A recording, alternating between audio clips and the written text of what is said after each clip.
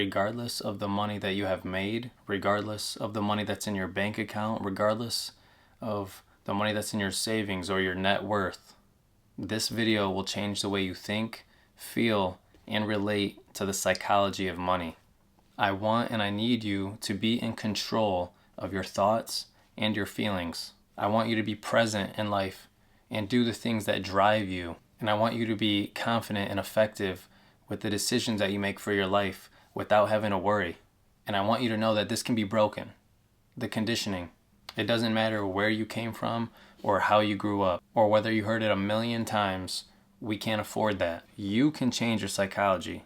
And the fact that you clicked on this video, you're already one step closer than everyone else and one step closer to change. Many of us come to a certain point of realization that we need to change something. You know that deep within, you have a feeling that there's more to this. There's more to me. I can offer more. And there's something about this situation or this feeling that I'm feeling that is not right. You know that there's more to this. There must be a different way. And unfortunately, social media has turned the heat up on this, presuming that everyone is wealthy. Everyone has the cars and the mansions and this and that. But that is not the case. That is not the case. The only person you're in a race with is yourself. All the material things that you see out there on Facebook or Instagram, you have to shut it down. You have to block it out. We're in this for one person, and that one person is you. And before we get into changing our money mindset, I would like to share with you a personal story of myself and how my upbringing was. So growing up, my parents, they were not together. Abusive relationship, drugs, alcohol, constant arguing when my father would come around, and it was a complete mess. And this led me to live with my mom full time. We never really went out to eat. We didn't take vacations, and we didn't spend money on high ticket items. I had what most kids had, a bike, game system, the toys. I had that. I'm not saying I didn't have anything, but I didn't have any of the extras. When it came to something like that, it was always, we can't afford that. My mom was working full time in a factory, and despite some bad decisions, the home went into foreclosure that we were in, and simultaneously, she lost her job. We bounced around house to house, eventually getting into a lower grade apartment. And at this time, there was no direction or discussion about money. And rightfully so. My mom lost her job. We lost our house. So why would she want to discuss that? The only thing that was ever really discussed about money was we can't afford that. Or simply we just don't have enough. So I trained myself really not to ask for much. So with that behavior, I never learned about the principles of money. I never thought about money in an intricate way, how to make it, how to earn it, how to save it, none of that. Eventually, I turned 15, I moved out into a friend's house, and at that point in time, I realized I needed money to buy things for myself, some food, cereal, pizza rolls, so on and so forth. And then when I turned 16, I got my own car, I had to put gas in it myself, I had to pay for the insurance, stuff like that. So I started to calculate, okay, I need more money than what I have now, so there's something that I need to do. So at 16, the neighbor next door at my friend's house, they were getting their grass cut. I go up to the guy, I simply asked for a job, and from there, I hopped in a lawn care. And I made decent money at the time. And of course, everything that came in was spent. I spent money before I even had it. A few years go by, I turned 18, and shortly after, I started working in a factory. And as if you can recall, my mother was in a factory, so the trends, were starting to play in suit, and I didn't even realize. And at this time, working in the factory, I started making more money, and more, working a lot of overtime, and I met a girl. And something about this, I won't say this girl, something about this woman, she saved her money, every single penny of it, down to the penny, and she knew exactly where it was going. So it was the opposite of me, and they say opposites attract. And something about this woman, I couldn't let go. So, being who I was, she wanted nothing to do with me. But something just compelled me towards her, and I just kept shooting the shot. I would not let her go. And as we started talking, hanging out more, she found out more about me, about my past, my bank account. I think I had like 11 cents in it at the time, and her outlook on money was completely different. So she's looking at me like, why am I doing this? Why am I wasting my time, talking to somebody like this? And it's not the simple fact that I didn't have any money in my bank account. It's not about money. She saw where my head was at that time. She saw where my mindset, my money mindset was at. And that was unattractive to her. Like I said, when I had 11 cents in my bank account, she had 5 figures in hers. So there was a complete disconnect with that mindset. So from that moment on, something shifted. I woke up one morning and just realized that I needed change. I started asking myself question after question, and I realized that meeting her expanded my reality, and it made me see more outside of, that bubble and that box that I was so bound up in. I thought to myself, if she could have this, then why couldn't I? And you see a lot of people on social media, if this 19-year-old can have this, then why can't I? And it seems like it's so far-fetched on social media. But I guess being that this was a more personal situation, meeting, a woman, then it felt like it was more realistic, that there was something I could do today to start on the path to achieve that. So slowly but surely, I started saving. I started reading more. I started to learn about budgeting. And I slowly started to learn the process and the mindset about money. I ended up saving about 5 figures in my bank account before I even turned 21. In the factory job, I ended up pushing myself into a management position, and I worked. It wasn't by choice. I was forced to work like every single day. So I just started saving and stacking more and more money. So by this point, my mindset completely shifted, and I mean completely shifted, almost too much. So fast forward to today, I'm now a manager of a different company. I'm a realtor. I invest in stocks.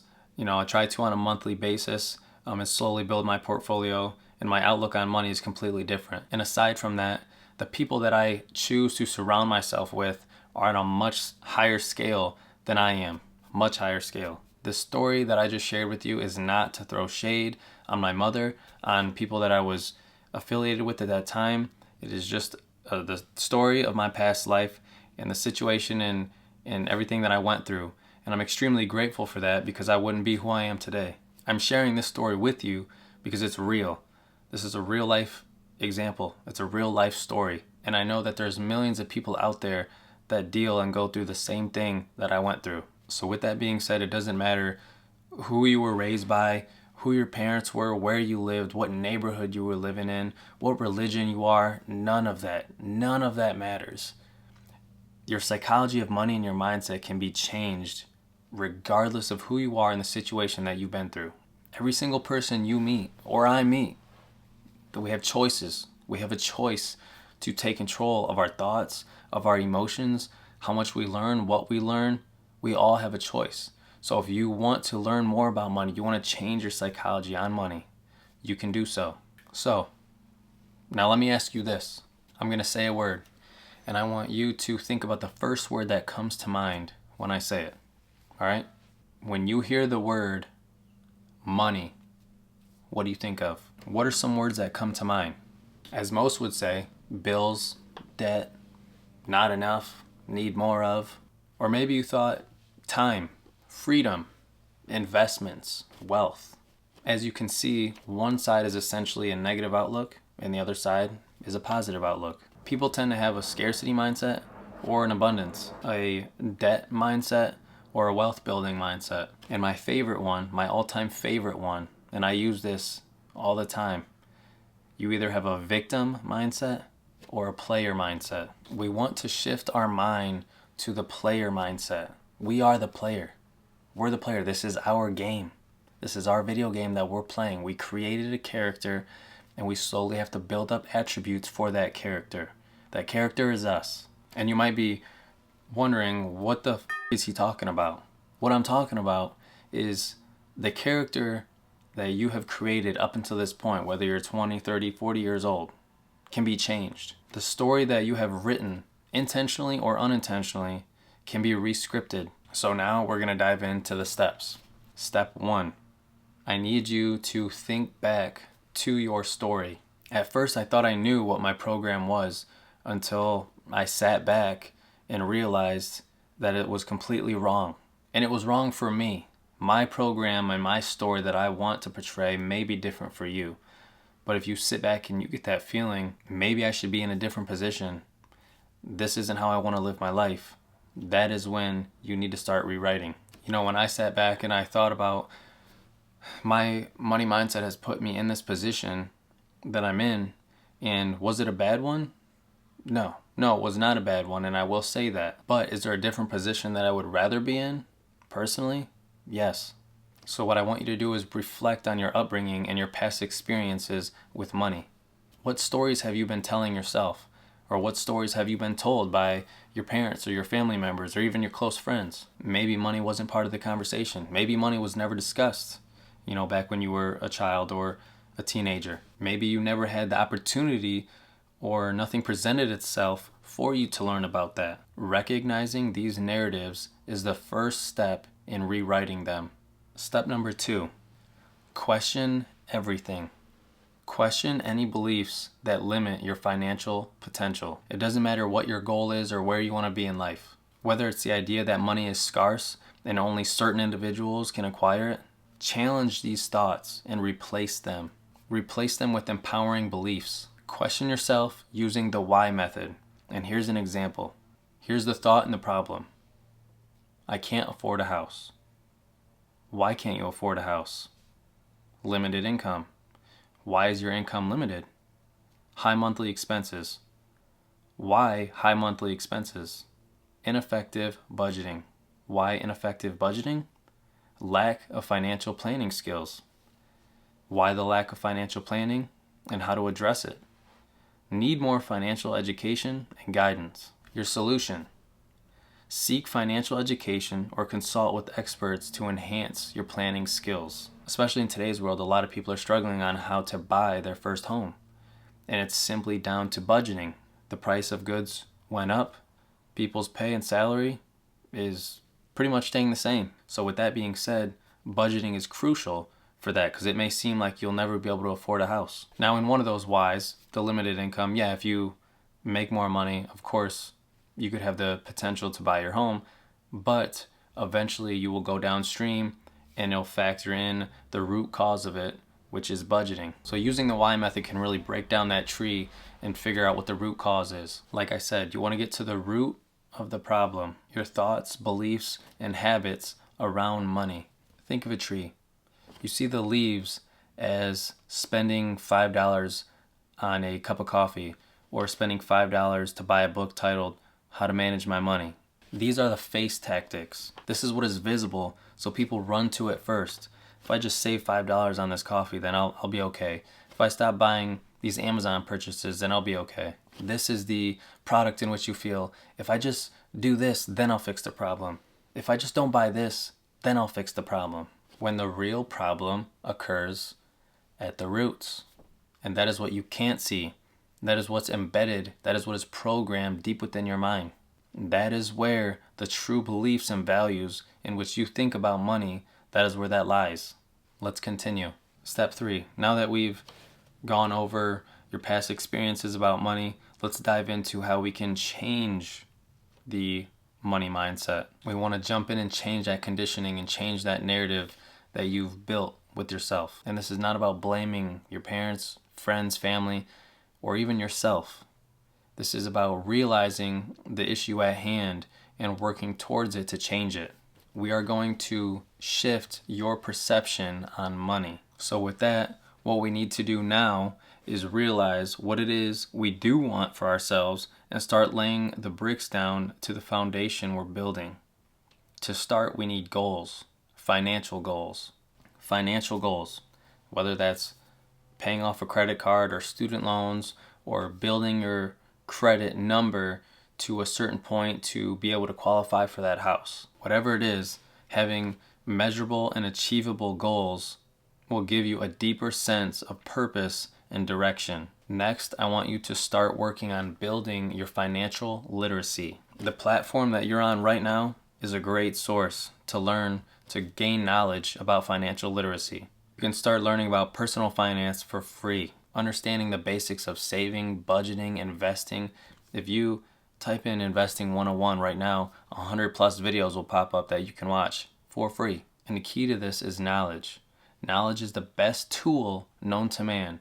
And next up to that is money. There's many wealthy people out there that have lost millions, even billions, and they made it right back. You can use money as a tool to gain and to get more knowledge and to make more money. But if you lose it all, what do you have left? You have the knowledge. That knowledge is what is key to bringing it all back, keeping it, saving it, spending it, whatever you want to do with it, that's you.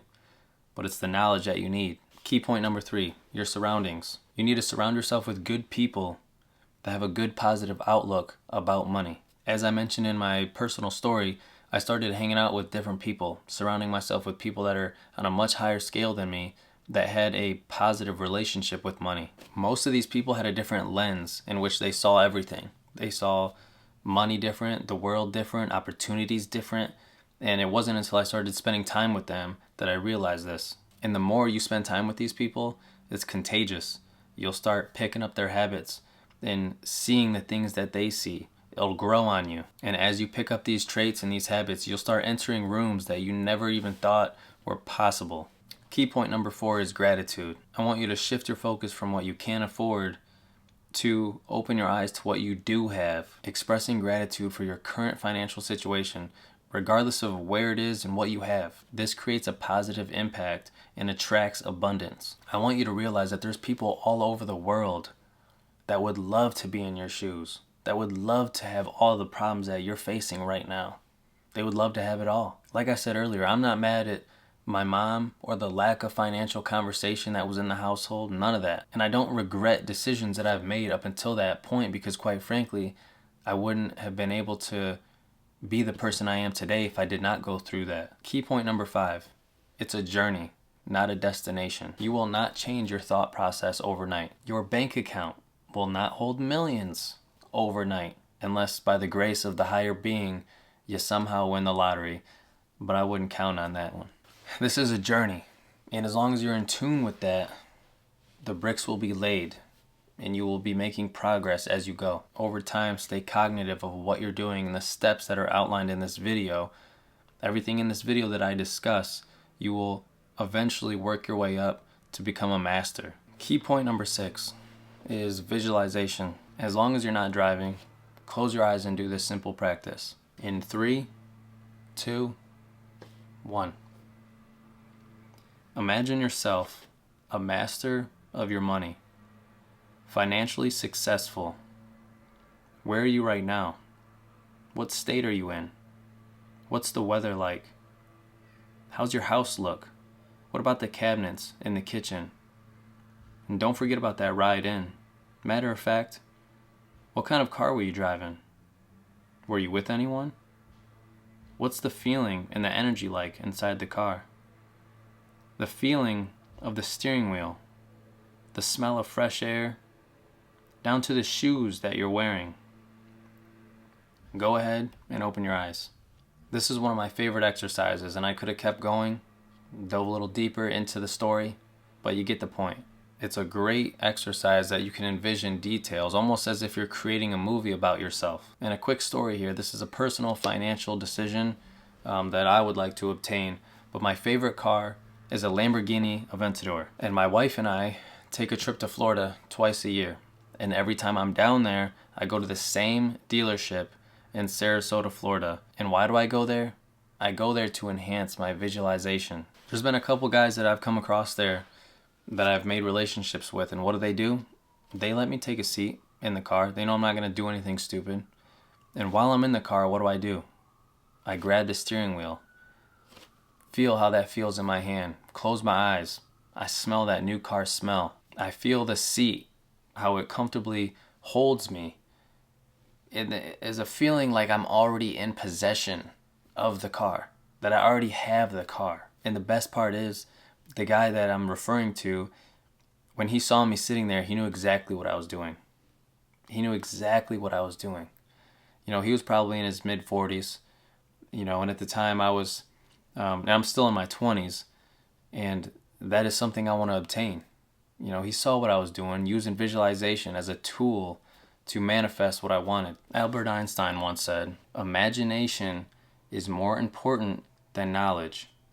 If you want anything in life, you first must be able to imagine it. Visualize it. See it as if it were in the now." Key point number 7, rewrite your narrative. I chose to speak about this last because many people bring this up when I ask them what their thoughts are about money. You are not defined by your past or your current circumstances. Life is a book or a movie, however you want to look at it, and you can choose to write the script however you would like. We grow through what we go through and use the experiences that you've went through to gain that knowledge and write the chapter the way you want it to be written. You'll hear many people blame their current situation or circumstances on their parents, or that the reason they are the way they are is because of what their parents did or did around them or to them. And some things do fall true into that. I'm not saying they don't. I didn't mention this earlier in the story, but when I was young, before I turned 18, my father used my social security number to buy houses, cars. I think there was a motorcycle in there, and he decided not to pay for any of it. So when I began my journey on financial literacy and educating myself, I found that there was many different delinquencies on my name. And I won't lie, it took months and months to clear that up. And was I pissed at him? Yes. Did I blame him? I did. But then the more I thought about it, I wasn't going to let him control me. Never let someone else, their thoughts, their emotions, however they act, never let them control you and who you are. When I was mad at him, I was giving him the power. I was handing him the ball. The ball was in his court, per se. Trying to say that I was going to be stuck in this situation because of what he did. The only person that had the power to change it from there on into the future was myself. So in conclusion, mastering your money, it is a journey, and it can be a long one. But by understanding the roots of your beliefs, limiting thoughts, and actively working towards financial goals, you can redefine your relationship with money. And remember this, it's not about dollars and cents. It's about creating a life of abundance and freedom and fulfillment. Creating the life that you want. Writing the story that you want. As you begin this journey, know that you have the ability to shape the story, the financial story, however you want. It is time to step up and play the game. You're the player. Create this financial future for yourself. Master that mindset of money.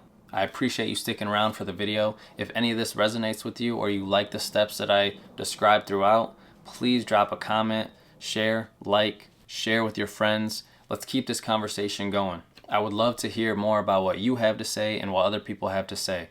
Like I said, it's about who you surround yourself with and who's in your circle that makes the biggest impact. Together we can change the way that we relate, the way we think, the way we feel about money. And we have one of the greatest tools at our hands, at our fingertips today. And that is this right here, social media. So with that being said, I hope you have a blessed day, and I hope to see you soon. Take care.